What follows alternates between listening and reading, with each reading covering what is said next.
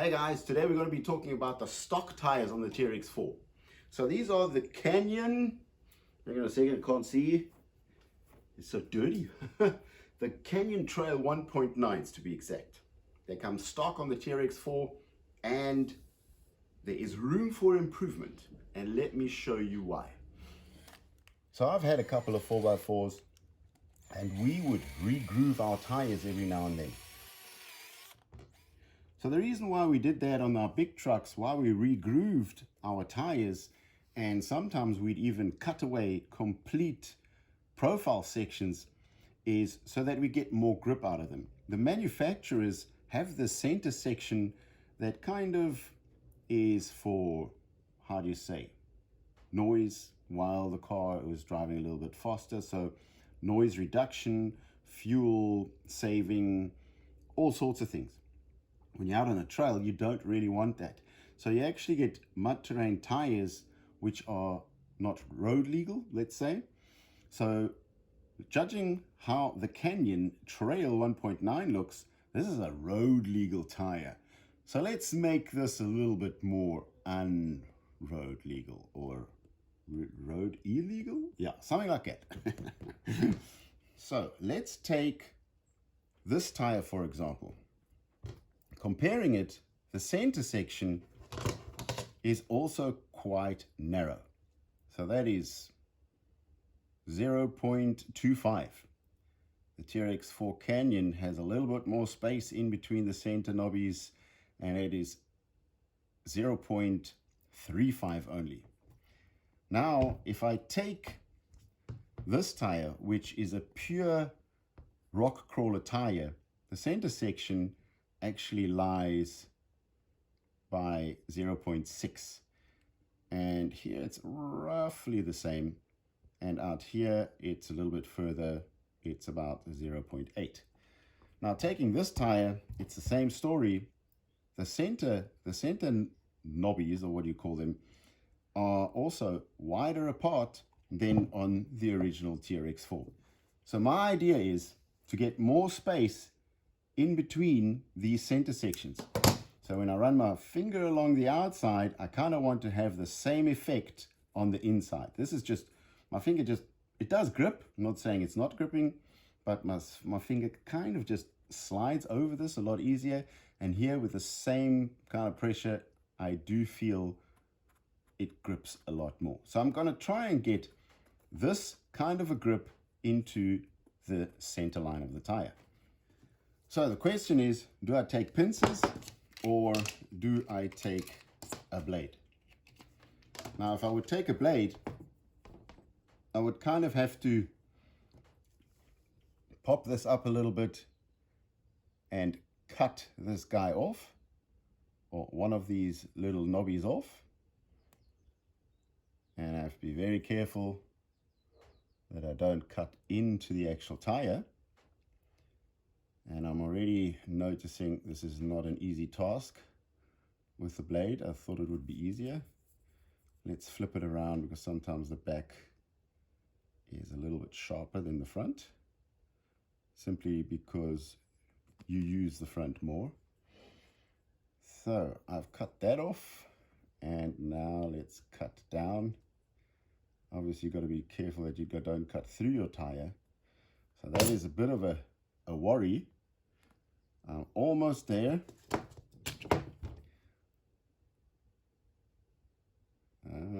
Just a little bit, just a little bit. So this is, with a blade, definitely difficult and very worrying. Okay, I think I've almost got it. Let's see. Jeez, this is tougher than I thought it would be. Oh dear, now I've dropped it. Now I don't even know which one I cut. Oh, here it is. So what I'm going to do is I'm going to pull it a little bit, and then, so I don't make a mistake that I actually cut into the tire. Come on. This tire is gnarly. There's a rubber compound. I thought I'd be cutting this in no time. This is hectic how strong this is. Let's Let's cut from the bottom up so that we don't risk cutting into the tire. Okay. Wow. One knobby is off. Now that was intense. I wasn't expecting it to have such a lot of grip. I wasn't expecting the rubber to be actually that resistant to a new blade. Quite impressed with that. So the next one would be my pincers. This is a very small pincer. I don't even know where I got this from our local hardware store, obviously, but it's probably more like a jewelry maker's type tool, not necessarily for building. So what I'm going to do is push the bead up a little bit, or the knobby, however you want to call it. I'm going to cut it. This is actually a lot easier. Then what I'm going to do is I'm going to give it a bit of a pull. I hope you guys can see this. I'm going to grab it, give it a bit of a stretch, and then cut it from the top. One on the left side and one on the right side. Oh, I almost cut into the actual other knobby. That's not so good. All right, so that does seem to work a little bit easier. Okay, so you kind of get the idea that now, instead of only having 0.25 distance, now I have a distance of 0.8 in between the knobbies. So that's my idea. Now the only thing I need to do it all around and do it to all 4 tires. Okay, now I've got some work set up for me. Let's get to it.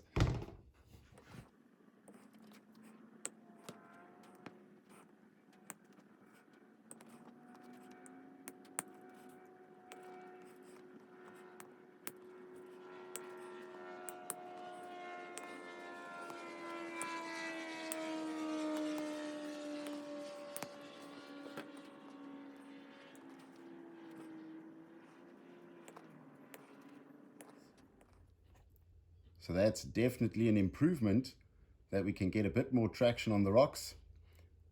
And this you can obviously see with less space in between the actual profile, it's actually just going to slip a little bit more. But this also does feel like it does grab my finger a little bit more, like the outside side, whereby this is still a little bit smoother. But as I pass over, I can feel that is definitely sounding even a little bit different, but it's definitely giving me the grip that I'm looking for. Also the rotation of the tire, so the tire will be turning this way, and the grip that I'm finding is pushing those knobbies together. Now we just got to finish all 4 tires and take it out on the trail, and let's see if I actually feel a difference on the rocks.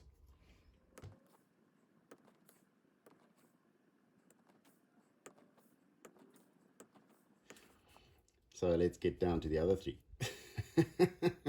So that's 1 down, 3 to go.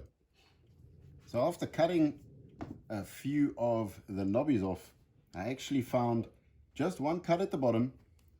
You grab the knobby, you pull it and cut it along the line. Make sure you push your pincers down so that you get a nice 90-degree cut in the bottom. It should look something like that. In my quest for getting better grip on my tires, I've come up with a radical plan. How about I leave the back standard, stock, and just do the front ones? Just by running my finger over this, this is less grip, and this definitely grips my finger more. So what I've done here, I've got an overdrive system without touching the gears. I got you thinking, didn't I? So if I have a little bit less grip on the rear wheels, a little bit more grip on the front wheels, do I have an overdrive here? Let's go out and test that. So here we are on the trail. Let's try this out. Stock tires on the back and modded, more grippy tires on the front. I'm going to take it up this obstacle, which is quite a steep obstacle from the side. Oh, let me zoom around here. And I've always found a lot of slip in there. And let's see if we can find a little bit more grip. Let's see if it climbs a little bit more. So it's more like a fingernail type of feeling. So that the fingernails are gripping in the into the rocks a little bit better there.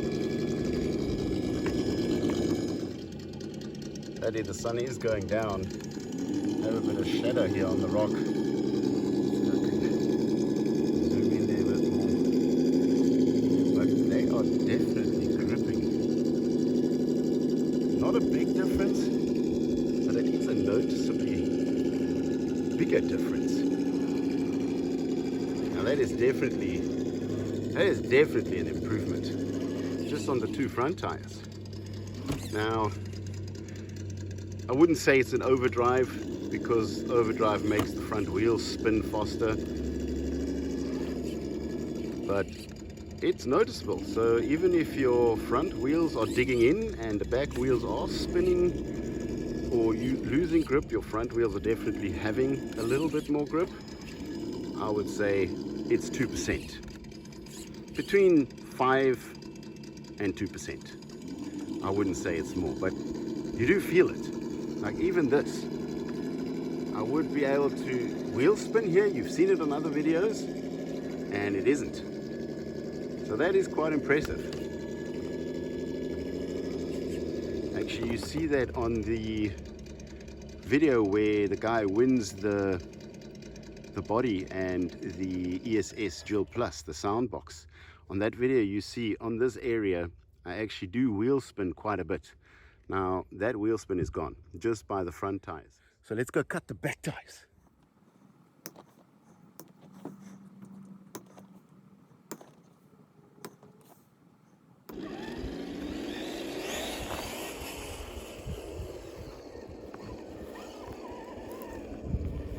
Okay, all 4 tires are cut. Now let's do that same obstacle. So this section, I would always have a bit of wheel slip, not necessarily wheel spin. I don't need a lot of wheel speed in this section. So let's check, or let's test the difference on how much traction it has now.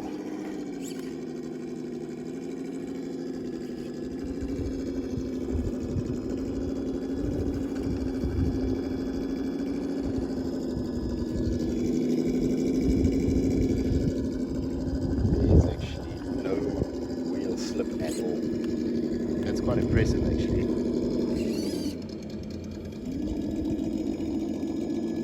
Now coming onto this section of the rock, there would always be a lot of, the car would actually just stand and not go anywhere.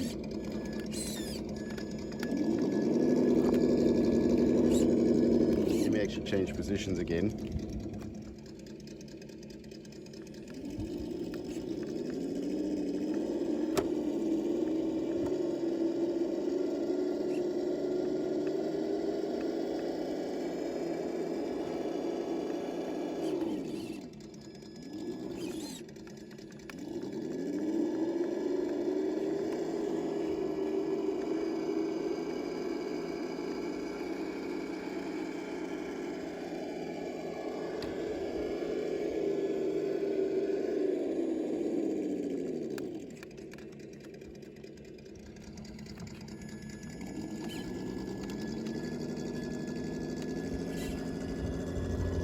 Car just drives up without any wheel slip at all. That's quite a big difference, if you ask me.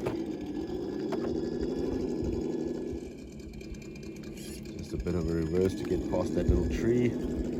Don't want to damage the little tree. It kind of just dies or dries out every summer, and then winter it comes back again.